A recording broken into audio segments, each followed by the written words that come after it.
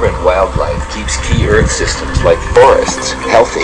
But this year, poachers devastated animals on the land and in the sea. Some nations struck back.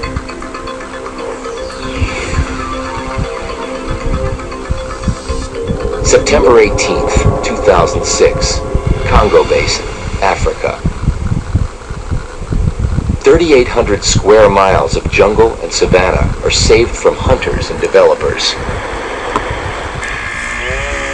In the last several years, unbridled poaching and aggressive harvesting of trees have eaten up much of Africa's remaining virgin forest. Mike Fay. If you asked me the best thing that's happened in 2006 from a wildlife perspective, President Sassou of Congo announced 2 new national parks that we've been working on for 20 years.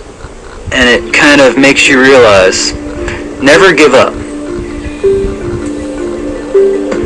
One of the new parks, Ntoku Pikunda, shelters well over 100 different species of mammals, many of them endangered. Think of the forest as an organ of the body. Wildlife works like blood in that organ, keeping it vital. If you take the wildlife out of the forest, it's like draining the blood from the body. The new parks will work like blood transfusions, bolstering the health of the forest. You know, if every single president does things like that, not just for wildlife, but for global warming and for habitat preservation and for all those things humans need to do, we'll get out of our mess.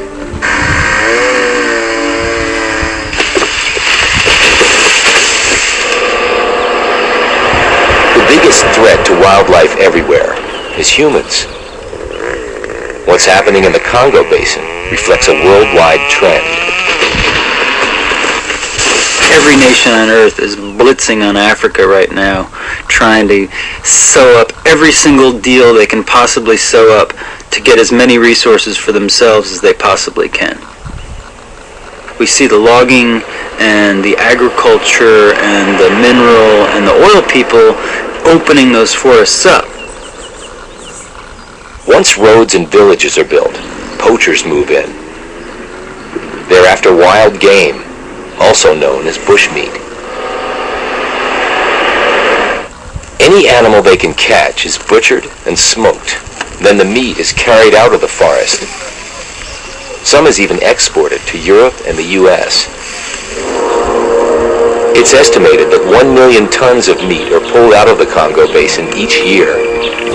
That's the equivalent of 9 billion hamburgers. Wangali Maapai. The population, the pressure on the land, the pressure on the forest, the pressure on the water eventually makes life impossible because they destroy local biological diversity. Despite this onslaught, some animals have made astonishing recoveries. June 9th, 2006, Virunga National Park, Democratic Republic of the Congo. Trackers find a rare okapi.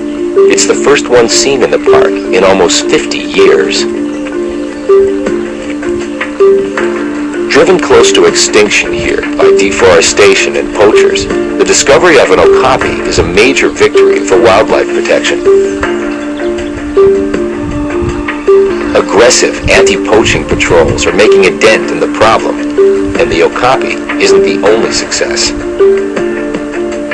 In the last 3 years in Virunga, numbers of elephants and buffalo have both been climbing. Along with a stable mountain gorilla population, there are now 13,000 Uganda kaab, almost as many as in 1960, when there were virtually no human pressures here. But despite the efforts of the anti-poaching force, in the first 2 weeks of October, illegal hunters killed more than 400 hippo. Now only around 300 are left in the park. Though the situation looks dire, scientists know that even a small increase in animal population can make the difference between extinction and survival.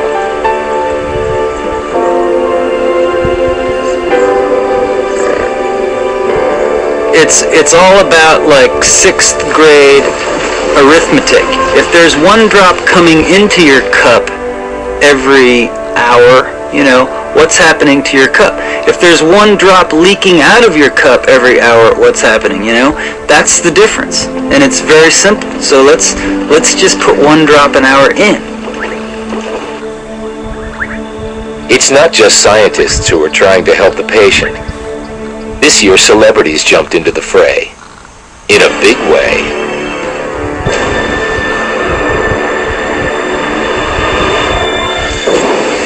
August 2nd, 2006, Beijing. Basketball star Yao Ming takes a bullet for wildlife.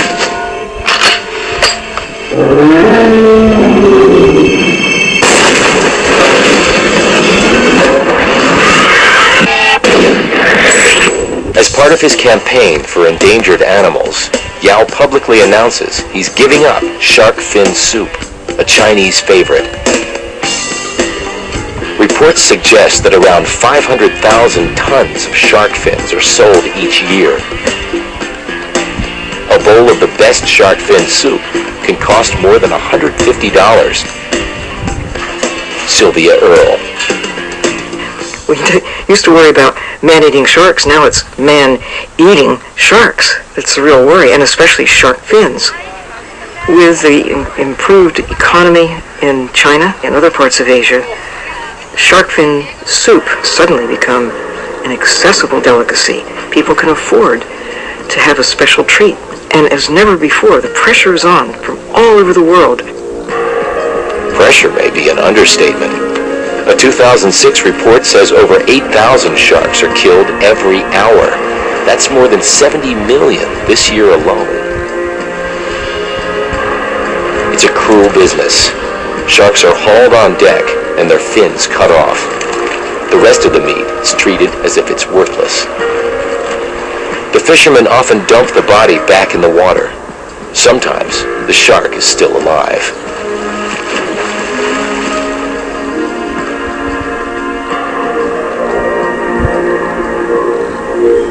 In 2006, soccer players in Ecuador were inspired to adopt sharks as their cause. So every time they'd make a score, the Ecuadorian team would go around making the shark sign, When you get sports stars standing up, even little kids, even big kids who are running countries, will get that word. And it will, I'm confident, have an impact in a positive way. The reason people are warming to sharks is that we've learned they are a critical part of the ecosystem. Removing them can lead to a collapse of the food chain. In the Caribbean, fewer sharks mean an increased number of carnivorous fish, like grouper.